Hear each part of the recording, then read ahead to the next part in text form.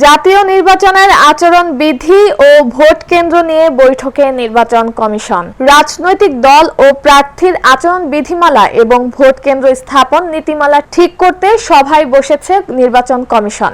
AMM Nasir Uddin নেতৃত্বাধীন ইসির পঞ্চম সভা এটি। বুধবার 21 মে সকাল 10:30টায় আগারগাঁওয়ের নির্বাচন ভবনে সিইসির সভাকক্ষে এই বৈঠক শুরু হয়। সভায় সিইসি ছাড়াও 4 নির্বাচন কমিশনার, ইসি সচিব ও সংশ্লিষ্ট কর্মকর্তারা উপস্থিত রয়েছেন। সভার আলোচ্য সূচিতে রয়েছে রাজনৈতিক দল ও প্রার্থীর আচরণ বিধিমালা 2025, সংসদ নির্বাচনে ভোট কেন্দ্র স্থাপন এবং ব্যবস্থাপনা নীতিমালা 2025 এবং স্থানীয় সরকার প্রতিষ্ঠানগুলোর নির্বাচনে ভোট কেন্দ্র স্থাপন এবং ব্যবস্থাপনা নীতিমালা 2025 এবং বিবিধ।